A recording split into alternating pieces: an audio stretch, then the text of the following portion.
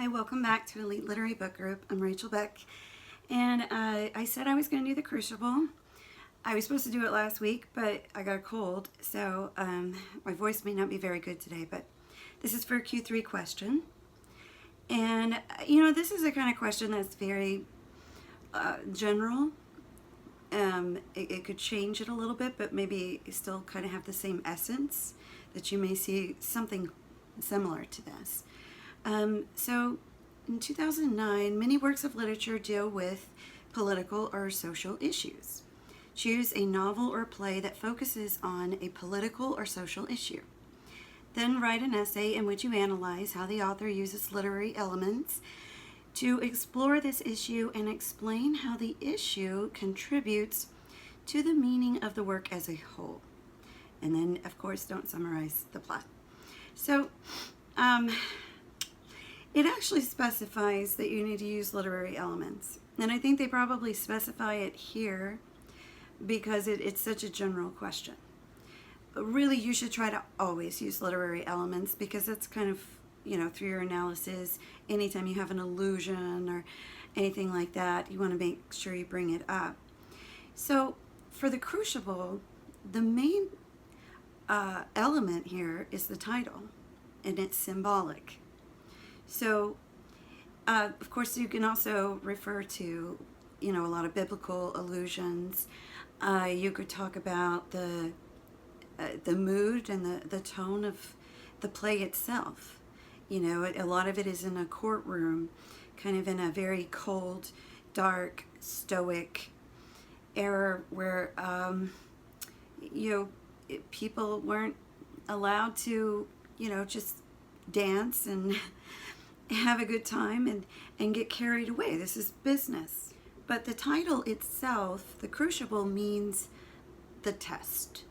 And my son recently became a Marine, and I remember at boot camp, I was just so terrified because he had this crucible that he was going to go on, and he was going to be very little food and long hours hiking with little sleep. They like to wake him up in the middle of the night and pretend we're having war. And that's basically what he has to go through. And I can see the importance of it, but it's a test. It's the final test. So what does that title mean to you, in terms of the story of the play, The Crucible? This is going to be a test of integrity. This is going to be a real test of people's faith that's been not only drawn into question, but accused of witchcraft. So what Arthur Miller is doing is using this play or using this historical event that actually happened. Of course, he's going to change things, but it did happen. I think 19 people hung in Salem that were accused of being witches. What Arthur Miller's really interested in is how this kind of hysteria starts. And he has this time period that he's in with the McCarthy era, the Red Scare, where McCarthy, just to give you a little background, was not a well-known senator. He wasn't very popular. And he went and gave a speech one day, and he said, he's got a list of 205, I think, communists in the State Department. And people reacted to that. And it wasn't until later that he realized how much publicity he was getting and how popular he was getting. He didn't have 200 names, but now he's going to get them. That's what happens with politics. You can throw something out there, and if people like to hear it, and why do they like to hear it? Well, because they already have a hatred. They already have a bias, or they want to justify their beliefs. So if they say, this person is a pedophile, okay, yeah, I can believe that. Don't need any evidence, don't need anything, just based on, it feels right. That feels true. I want to just say one thing about George Orwell. When he said what he contributed, his traits of being a journalism, was one, he had a great felicity of words, which is very helpful. But 2, he said that he had an ability to face unpleasant facts. Meaning, regardless whether he liked it or not, or if it went against, his party or whatever he was trying to support, he had to face the facts. Your feelings are irrelevant, but unfortunately most people don't function that way, which is why they should read more literature. But you kind of have to see it, when you read. Now, let me say this. There were some people who did sympathize with communist parties. And at that time, it was a floating philosophy, like the way people, gravitated towards Darwinism or something. They didn't know the full effects of it until much later. They didn't know that 4 million people would die in Russia. Still, people don't really know this history, but the Bolshevik Revolution, if you look at that and you read Animal Farm, which at some point I think I'm just going to go ahead and put it out there because it's so important, you would understand the full effect. And what also happens with communists is you're not allowed to have your own personal individual belief system. You're either for us or you're against us. And so one of the things that Arthur Miller shows in this play is how the accuser, the person who's really worried about the devil, becomes the devil. He becomes the accuser. He believes the lies. And, from mythology alone, that Satan is a liar. And so when you get to the play, these girls are going out, they're having a little mischief, as teenage girls would do, especially if they were so repressed as they were. And they're playing around as if they're conjuring spells and spirits. I want such and such to love me. And, they get kind of carried away. One of them takes her clothes off and dances around naked, and they're just having a good time. And one of the Reverend Perez, catches them. And they know they're going to get whipped. Okay, they're kids. And so what happens is a few of the girls, she just acts like she's been taken by some evil force, and now she can't speak, or she can't eat, or she's just like she's gone. And her their parents are like, oh my God, what's happened to them? And, one of the main characters, Abigail, she knows, okay, this is wrong. Knock it off. None of this, we danced. If you got to whip me. But stop with this hysteria. People are going to start thinking, they're going to have a witch hunt. And she's right. But the more afraid they become, they actually become the ones with the authority, because they are the ones who the witches were attacking. And so they start pointing the finger, elsewhere. When Abigail is cornered, she starts pointing the finger at someone else. And then that girl, the slave in the book, says, whoa, I don't want to hang for this. There are witches in this community, and they made this happen. They did this to us. So now we have a witch hunt. And this is something the community likes. Let me just read this one quote. The thing about Arthur Miller's Crucible is what I've noticed in reading the play. I really love watching Winona Ryder as Abigail and Daniel Day-Lewis as John Proctor. Who wouldn't, it's awesome. But reading the notes in the beginning, he's very, he does take it a little to the next level so that you really understand. It's almost like a discourse here of what's happening. And so one of the things that he says in his notes is this predilection for minding other people's business was a time-honored was time honored among the people of Salem, and it undoubtedly created many of the suspicions which were to feed the coming madness. They believed, in short, that they held in their steady hands the candle that would light the world. We have inherited this belief, and it has helped and hurt us. It helped them with the discipline it gave them.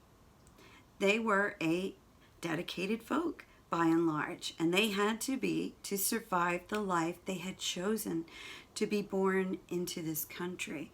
So he's giving us a background on the Puritans here. Okay, they were very hardworking people. They had to be to survive.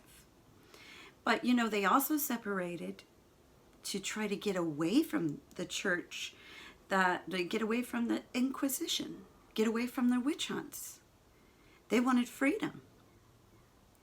So why are they now accusing people of witches and having these kind of court hearings that are like inquisitions and making people give names?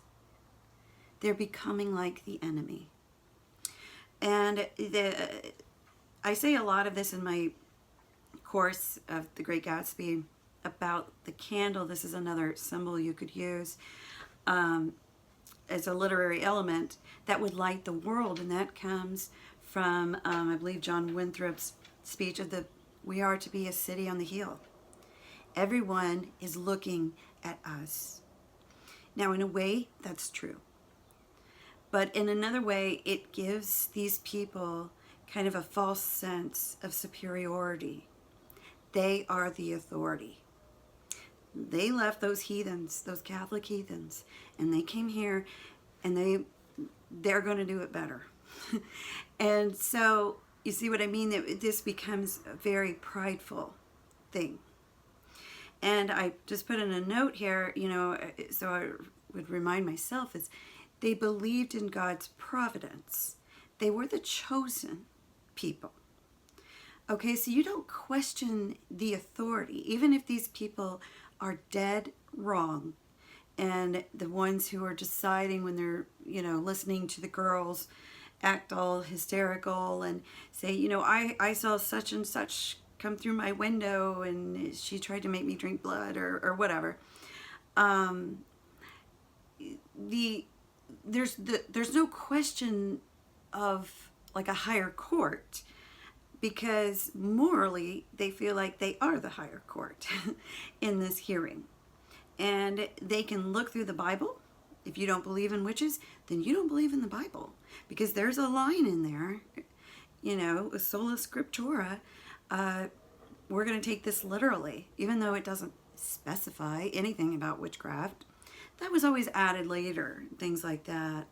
So you have these people. One of the first things he says about Paris, who's the main minister in this village, is that at the time of these events, Paris was in his middle 40s. In history, he cut villainous path, and there is very little good to be said for him. He believed he was being persecuted wherever he went, despite his best efforts to win people and God to his side.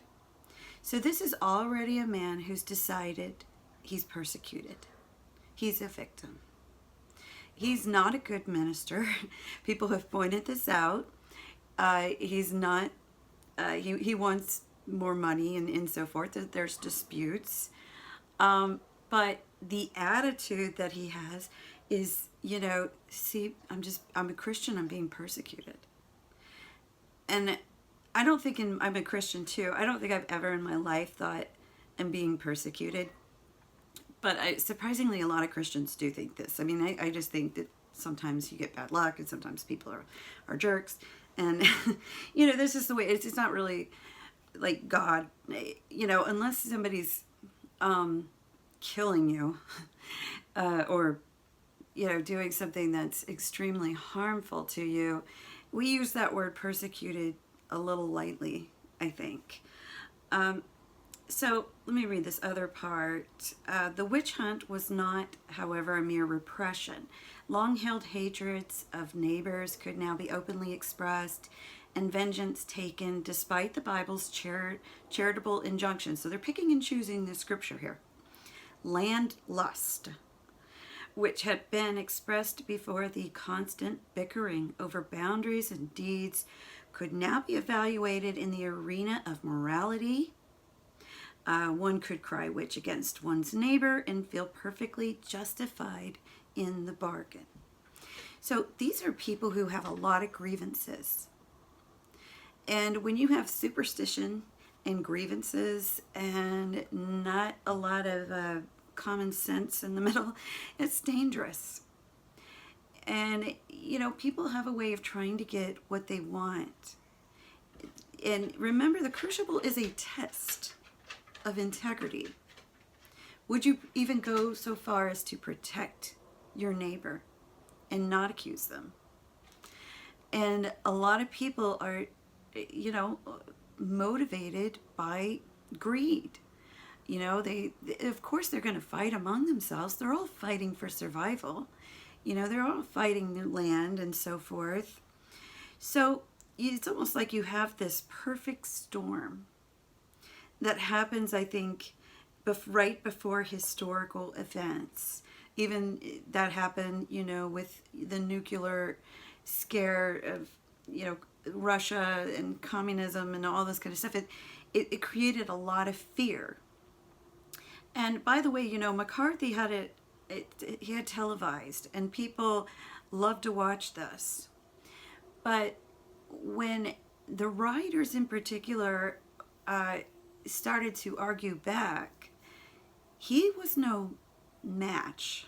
It's very hard to argue with people who are really literary people, because they study philosophy and they study history along with, the theories and so forth. And so they could see this for what it was. And they actually started making McCarthy look stupid. There was and McCarthy also kind of dug his own grave by going after the armed forces. Now, during this time, most everybody had somebody that went to war. Their father, their son, their brother. I mean, it was everywhere. And so to accuse people who fought for this country as being the enemy, and it was I saw a little clip of I think he was the Secretary of the Air Force, and Stuart Symington. And McCarthy's trying to get something out of him, and he's like, "You're not fooling anybody, you're not fooling anybody." And he said, "Let me tell you something, Senator. People have watched you for 6 weeks, and you're not fooling anybody either." And at this time, McCarthy's become almost like a drunk. He's falling apart. He's sweating. He looks terrible. He's not as articulate against, the people he's accusing, because he's accusing very intelligent people. And, at first people wouldn't say anything because they were scared. They were blacklisted. And it ruined a lot of people's careers. But at some point, it's a test. It's the Crucible. You have to say, you know what? Take my career, but I'm going to tell the truth here, because this is wrong. And thank God people finally, start to see it, but they usually don't see it until the damage is done. So, to get towards like the overall meaning of the play is you really want to hang on to that, the idea that this is a test of people's faith. And so, in the story, John Proctor, he's a very good looking, farm guy, and he has Abigail there at his house as like kind of like a maid. He ends up falling for her. I don't know in love, but at least in lust, she's totally infatuated with him. The wife ends up finding out about this. She kicks out Abigail. Now Abigail's part of this hysteria and hates John Proctor's wife. And so eventually John Proctor's wife knows she's going to accuse me. She hates me. This is her way of getting rid of me. And it certainly is. So then John, trying to protect his wife, has to admit that here's what her motives are, okay? I committed adultery, which was a very bold sin to admit to, I think that itself could probably put you in prison. And he ends up, getting arrested also because he, has this scene where they're all trying to get him to say something, and Daniel Day-Lewis is in the middle of this river like thing, and he's like, "God is dead. he's so frustrated, and they're like, and but I mean, what was really happening is the ironic thing, and irony is another thing you could use as a literary element, is that people keep talking about the devil here, the devil there. Well, these girls are acting like the devil. They're enjoying this after a while. They like the fact that they've got a little authority here. That you can't, you even look slightly down at me and you're going to end up in court. Or, you don't give me what I want. Guess what? I saw such and such and your wife was there, and I will take you down. And these are children. They're children, and they get all this power. And one of the things when they arrest John Proctor's wife, and the person says, well, if she's innocent, and Proctor says, if she's innocent, why do you never wonder if Paris be innocent or Abigail? Is the accuser always holy now? Were they born this morning as clean as God's fingers? I'll tell you what's walking Salem. Vengeance is walking Salem. We are what we always were in Salem. But now the little crazy children are jangling the keys of the kingdom, and common vengeance writes the law. This warrants vengeance. I'll not give my wife to vengeance. So, and Abigail does something very cunning too, because then she doesn't like it that John Proctor ends up in jail. She tries to accuse one of the ministers. I saw the minister's wife. And she also makes a very cunning remark to the judge, the head judge, the prosecutor, and said, you could be a witch too. When the tables are turned on them, they're, whoa, no, that can't happen. It's like, yeah, actually it could. It really could. You could be one too. And of course they brush her off whenever it's a reverend's wife or something like that. Very interesting character. But let me get to, because obviously you can watch this, and I can't go on and on for it. I could, but I won't. To bring this all together, at the end, Proctor is told, look, if you just confess, we'll let you live. We'll even let your wife go. You can go back to your life. It sounds like a really good deal. What they didn't expect was that people wouldn't confess to being a witch, that they would rather die, because that's the test. And Proctor has this moment of weakness where he's like, I want to live, and he signs his name, but he doesn't want them to take it, because they said, well, we're going to nail it on the church, and everybody from here on, your children, grandchildren, everyone's going to know that you are a witch. So let me read this part where he finally breaks down and says, he takes the paper back and says, no, we can't do this. And they're trying to plead with him, like, come on, it's your life. And he's, because it's my name, because it is my name, because I cannot have another in my life, because I lie and sign myself to lies, because I am not worth the dust on the feet of them who hang. How may I live without my name? I have given you my soul with the cry of his whole soul. Give me my name. And so he's pointing to the confession. He's going, just do it. And, the other guy's saying, I'm not going to take this if it's a lie. Is this a real confession or not? You'll give me an honest confession in my hand, and I cannot keep the rope from you. Which way do you go, mister? And he tears up the paper, and the guy's saying, even Paris at this point has a turning point, because he's kind of realized what he's been the cause of all this. And he's like, Proctor. And the reverend, who also, changes a little in the story, says, man, you will hang, you cannot. And Proctor's eyes full of tears says, and there's your first marvel, that I can. That's the miracle, that I can die. Because he knows for him, that's the crucible, that's the test. that I'm not going to say I've sold my soul to Satan. And to me, that's the real test of, having a relationship with God, is truth. Even when it hurts and it's unpopular and other people don't like it and they'll dismiss you for it. They'll fire you for it. I know that for sure. And yet you can't let go of that bit of integrity or that truth, because that's the test. That's the ultimate test of your life. So at any rate, I'll end on that note, but I'm not sure what I'll do next. Maybe Animal Farm. I'm kind of feeling feisty. All right, have a good day. Thanks for watching. Bye.